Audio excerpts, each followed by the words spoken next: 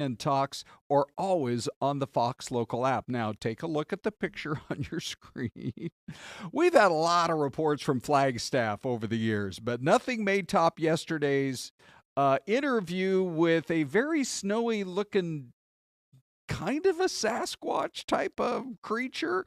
I don't. You can decide. Maybe he wasn't the real mysterious hairy creature from the North Country, but I am guessing this.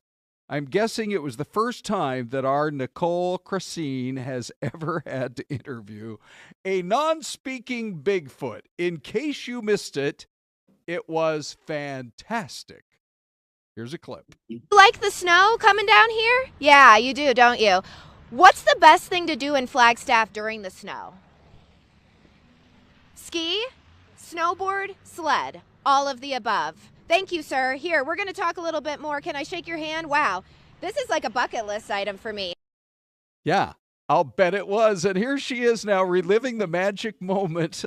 Nicole, that was so amazing. Oh my So God. now we have to assume that he came out of his secret cave, wherever it Yes. is, to make his debut on Fox 10. But how did it actually unfold? You were like getting ready to do a snow report. What happened? Yeah, so we'll kind of break the fourth wall there on Mr. Sasquatch. It was actually really awesome. We were set up right outside Dark Sky Brewing Company, right there in downtown Flagstaff. They have a lot of like skeletons as part of their kind of branding, and so we were planning to reference the skeleton they have out there that was in shorts and a t-shirt and say, hey, this guy didn't come prepared for the winter storm. Well, we got something way better than that.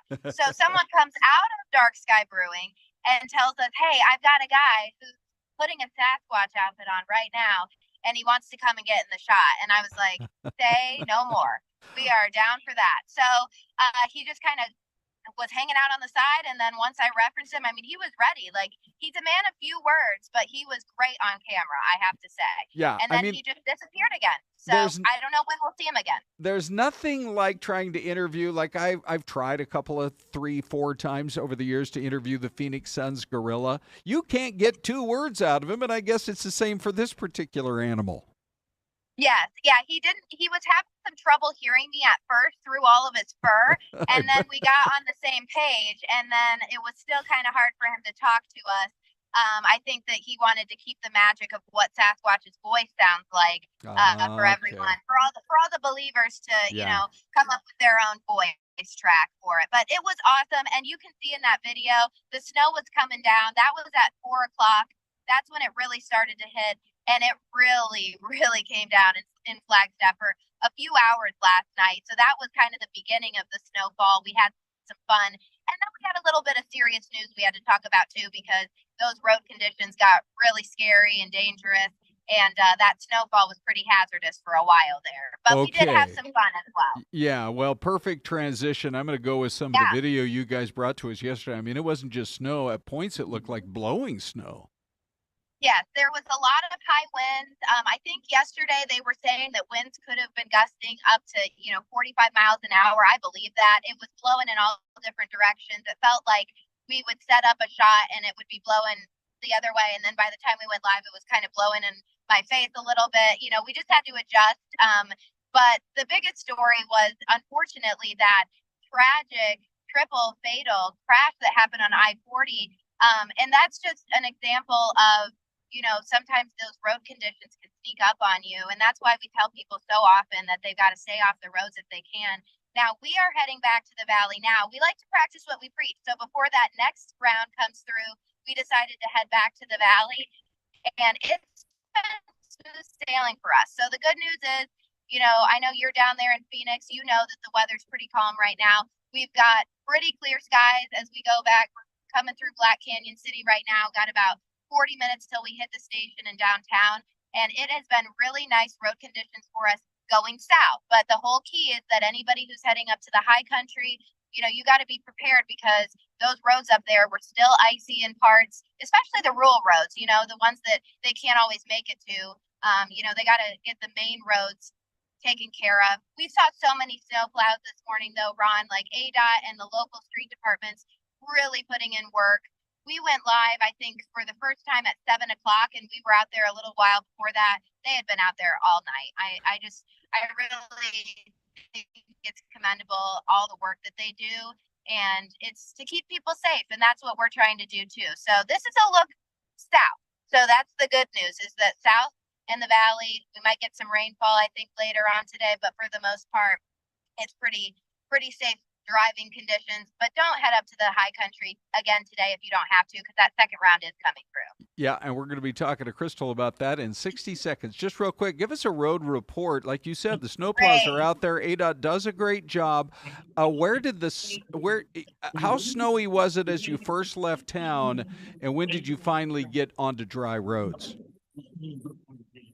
Yeah, that's a great question. We were actually kind of in awe of how beautiful it was when we first left Flagstaff. You know, we were like, wait, is Christmas 9 months from now, or is it about to come up? Like it was almost the winter weather that we had hoped to get earlier in the winter, and it was pretty dry. And then now we're getting to see some of it. I would say we were probably on the road about a half hour before we started to get some clearance, maybe 45 minutes before we started to get out of the main snow. I will say I-17 southbound, pretty much once you got out of Flagstaff, they did a really good job of clearing that up, because we haven't had much trouble at all. But once you get into Flagstaff and once you try to go anywhere north of there, that's where you're going to hit some issues. Well, anybody who can handle a nonverbal interview with any animal, fake, real, or straight out of a cave somewhere is a number one in my book, and your reporting throughout the snowstorm has been excellent. I'm sure we'll be sending you back up again sometime, Nicole. Thank you. Thank you so much, Ron. Happy to help. Okay. And that's the perfect lead-in to Crystal. Good morning. Hey, good morning. What a week it has been. You know, I was thinking that at this point, maybe some people would be like, okay, this is enough.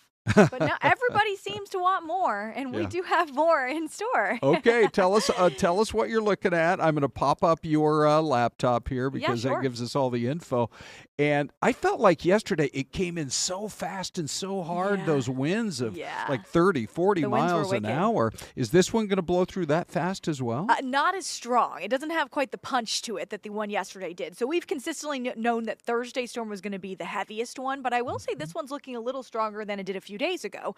So that does mean maybe a little better snow totals in the high country. You can see that currently we are dry. We've got clouds. As Nicole mentioned, things are looking pretty good as she's heading back into the valley, but not too far off, sitting just off to the west of us.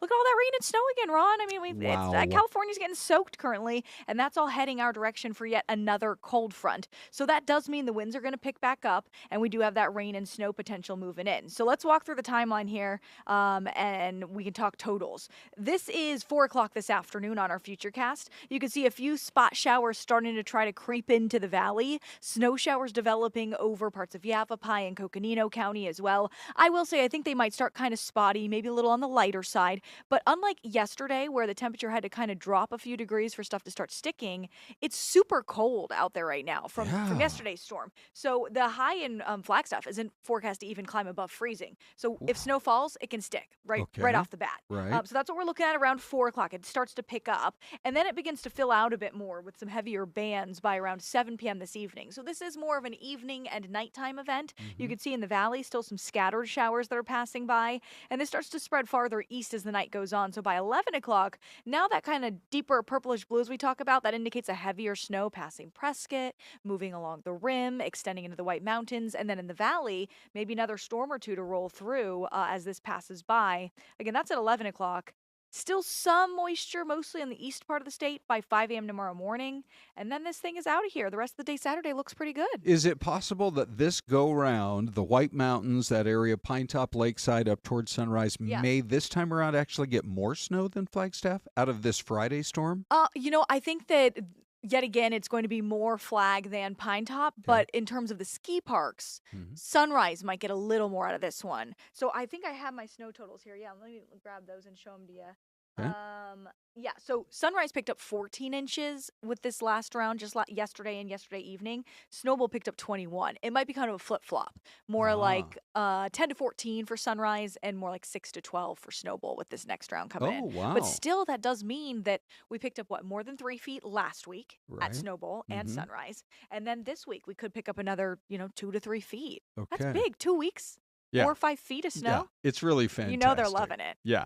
By the way, I'm going to be talking a little bit later about the fact that it's the Phoenix St. Patrick's Day Parade. I think the first year that I emceed that parade for them was 1986. Oh, nice. I've been helping them out for years. I'm a quarter Irish, thanks to my grandma Doherty. But by 10 o'clock tomorrow morning, will the weather be pretty decent? Yes, I think it'll be cool in the morning, but it should be decent. Let's look at the lows. Let me get down to my map if I can get those numbers. Let's see here. You know how laptops are. Yep. Can grab that forecast low temperatures for you guys. I feel like if we can get a shot off the 17 at Black Canyon City, we can get this laptop we can fired get it up. to go. You know what it is I have so many graphics and just so much space on that computer. So right. But there it is. 47 degrees is the low temperature in the valley. So I would expect by 10 a.m. we're already into the 50s, but it'll be dry as well. So jacket and you'll be good to weather. go. All right. Just a couple of more pieces of video. I mean, our photographers and our friends at the Weather Service they've been doing such a good job. We kind of chuckle here at Fox 10 when it's raining hard, and we send one of our photographers right out to the parking lot just to get the raindrops, Well, this is the Weather Service right in the parking lot, right? Out there at Belmont. That looks blizzardy to me. Yeah. Well, and remember we talked about how we were worried that when it was the heaviest snow plus the strongest winds, which like in the valley, we had wind gusts well into the 50-mile-per-hour range yesterday. Right. So it was super windy. It gives you that whiteout conditions. Well, I mean, it works out great for them, that's for sure. They obviously have a high-quality camera, but who knows? Maybe they shot it with their iPhone. The other pictures that I thought were just beautiful, just excellent. We have so many viewers of Fox 10 Talks up in the Prescott and Prescott Valley area. This is from Ken Sadai, who he was able to get out there yesterday, and it's one of my favorite parts of the state. And it looks like, I don't know, 2 inches there. I don't know, 2-3 inches, but it was coming down hard.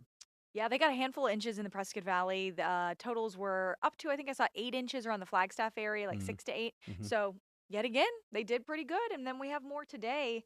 It makes me want to go up to the high country. I know. Oh, and in pretty March. soon, right? Okay, Crystal, love having you in. Yes, it's always fun. And here's our mystery cam, everybody. Where is that? You can make your guesses now, and we'll be back with the answer in about 2 minutes on Fox 10 Talks.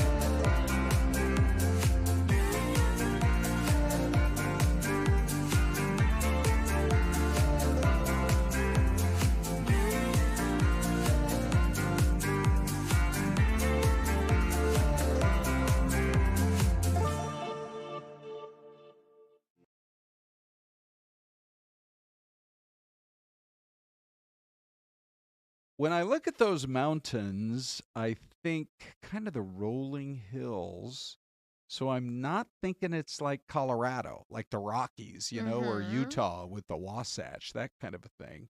I'm thinking more somewhere maybe back on the East Coast. But here, Anita joins now, and all her fans are going to be very happy.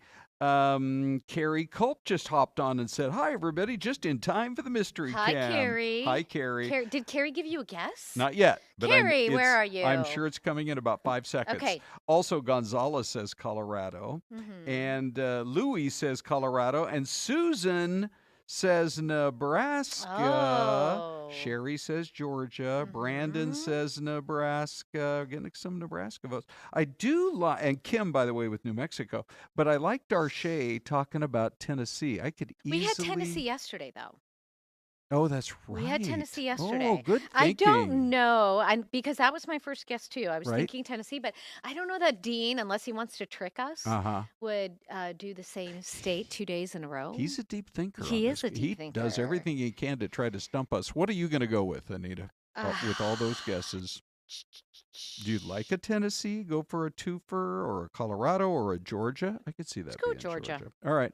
And I'm going to go with Virginia. Okay. So we have a Georgia and a Virginia, and we have the envelope, please. And, we're way off. No Why? one What do got- you got? No one got it. Okay. Well, what is Asheville. it? Oh, for goodness sakes. No one got it. Which, you can tell that's kind of out there on the edge of town. But those mountains around there, I mean, that's the Blue Ridge. And I've talked about it. It is so beautiful. It's gorgeous. In that part of the country. Of course, that's the home of the Biltmore. Not the Arizona Biltmore No. Hotel, but the Biltmore house that when you tour it, you're like, one guy or one family lived in this house. It's amazing. Well, okay, so we're so glad you guys are spending some time with us today on Fox 10 Talks, our streaming show. Starts every morning at 10 a.m., It's still an open question whether we're going to have a shutdown tonight at 9 o'clock our time, because it would be expiring at midnight. The House already passed it, sent it on over to the Senate, said, here you go, take it or leave it. And they left town. So there was no opportunity for give and take or negotiating, the way the Senate loves to kind of dig into the details. So here is, and Chuck Schumer came out yesterday and said, and a lot of people said, Chuck Schumer would not come out and fall on the sword like that unless he knew he had the 8 votes he needs to actually get this thing to pass and avoid a shutdown, because the Republicans were already planning on calling it the Schumer shutdown. Yes, they were. Yeah. Just his bad luck that his the first part of his last name is shutdown. So anyway, here's what everybody was saying. It just is like everybody or an anybody in Washington. I will vote to keep the government open and not shut it down. Allowing Donald Trump to take even much more power via a government shutdown is a far worse option. If there's a shutdown, it's only because of the Democrats. I think it is a huge slap in the face, and I think that there is a wide sense of betrayal. The reality is Democrats are never comfortable with a shutdown, and we've known, even despite some of the conversations, it was very clear that leadership was not willing to really gamble with something as serious as a real shutdown.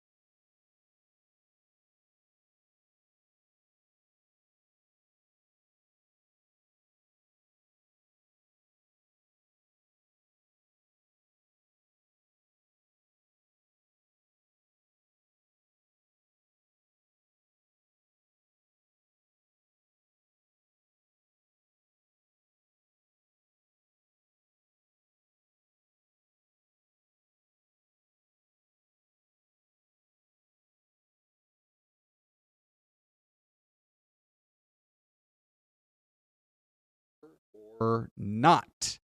Let me go one other spot here, maybe two. No, I don't see those. Okay, we're going to make a phone call for sure and find out about that because we did put a lot of effort into it. Is someone going to get fired? People don't get fired here on the stream. Okay. We're very, very laid back. Very forgiving. We like that. But I think that our Johnny Netzel is probably watching right now. And so, John, if you know which one of those graphics, let me pop it up again. Hopefully, I was thinking those were going to come in, but I think they're halfway there. Oh, wait, there here we are. Yay. How about that? The poll Q recap. What should RFK Jr. focus on? 10% said, get that aspartame out of diet soda. Anita, I think it's hilarious that the big soda companies now, the biggest ones, are like, well, so all these other healthier sodas came out? You know, like the Poppies and the Bubblies. Although I've read some controversial things about those as well. Okay. Yeah. One of them's got vinegar in it, and the other one has probiotics. Yes. But neither has aspartame. But they also have sugar. And so now it's just hilarious to me that now they're saying they're going to compete. I'm like, you guys could have dropped the aspartame a long time ago. Because that's the kind of thing I think that people are watching out Yeah. for. All right. Getting bleach out of bread, 9%. Make school lunches healthier, 25%. And 56% said, you know what? Make sure the vaccines are safe, but then turn around and make sure they are widely available. Do not restrict the supply of vaccines. So I'm going to look over to Brian. Brian, did we pop that up on graphics 2 or 3? Do you know? Okay, here comes 3, and then we're going to have a 4. Oh, there we go. Okay, so this is the thing about you guys giving us your feedback. We love it. Tracy Frederick said he shouldn't be allowed anywhere near HHS. He certainly doesn't need to be involved in anything vaccine-related. Let him play with aspartame, but leave everything else alone. All right. And we have one more graphic after Tracy. I'm going to let Brian just pop it up because he knows what's going on. This is One Summer Flower. Yeah, she's like, or him or her. Bread really should be way more healthy. Absolutely. Please look at the back of the ingredients and look to see if there's bleach. If the bread is not bleached, it'll say unbleached. Yeah. Yeah. There's bleach in chicken, too. Well, yeah, in some of them for sure, yeah. right? Okay, and then Seagoing Cook says, for somebody who thinks everybody should get measles or the cure is vitamin A in chicken soup, he needs to go home. Anita, there was not very much love for RFK Jr. amongst our audience, and we have a wide reach from the left to the right, and we thank you guys for your input, and that's today's Poll Q recap. We do love hearing from you guys. There's a poll right now that's active. We want you to go ahead and vote on that as well. Okay, here's the very latest info. I think we're all dealing kind of with the after effects of the shocking video from the DIA airport. This was a Boeing plane, a 737-800.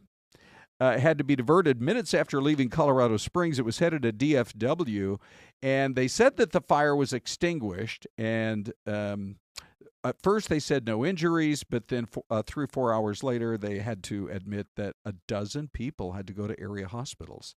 Nobody with life-threatening injuries, but then look at that. To me, that's the most incredible picture of all. You have people doing the exit, and they're standing there on the wing, and they want to get away from the smoke. So the flight took off. It was quickly diverted. According to recordings of the air traffic conversation, the pilot on the plane sensed high engine vibrations and said they were cruising slower than normal. They made the quick decision to get down on the ground.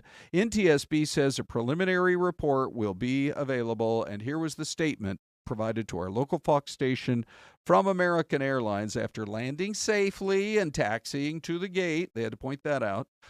Flight 1006 experienced an engine-related issue. Yeah, you think so? So it didn't catch fire until after they landed. Yeah, but they knew something was definitely wrong. So you know what? Quick-thinking pilots, very well trained. Oh, yeah. If they know that, first of all, they're not cruising at the right speed, the right altitude, and if they're feeling that something is off. Well, you know, and they said they want to thank the team at Denver at the airport and first responders who acted decisively for the safety of everybody on board and the ground as well, and that's their priority. But you know what? We need answers. I mean, there have been so many instances with planes now, not just with American, but with a lot of different airlines.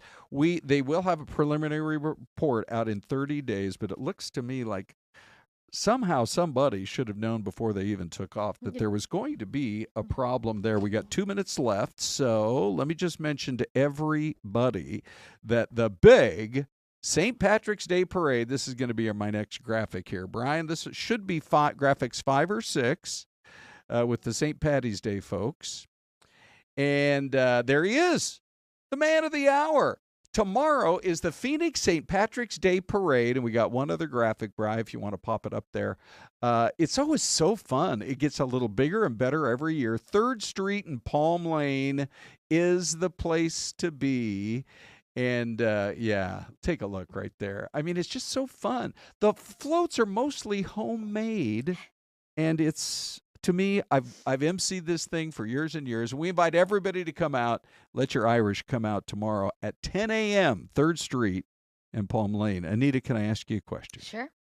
Is this next video that I'm going to reveal here as we get ready to say our goodbyes the most beautiful sunset ever in Phoenix? It was beautiful last night. It really was. We had a good storm. Yes. A little bit of rain, a little bit of wind, and that was the result. I know. It was so spectacular. Yeah. I was actually out in the neighborhood taking pictures, but nothing tops that, so I thought we're just going to go with that right there. Okay, everybody, we hope you've had an amazing week. Our weather coverage, I think, has just been second to none, and if more happens, we will have it covered for you. But for now, Anita, we have got to say our goodbyes. Yeah, have a fantastic weekend, everyone. Be safe out there.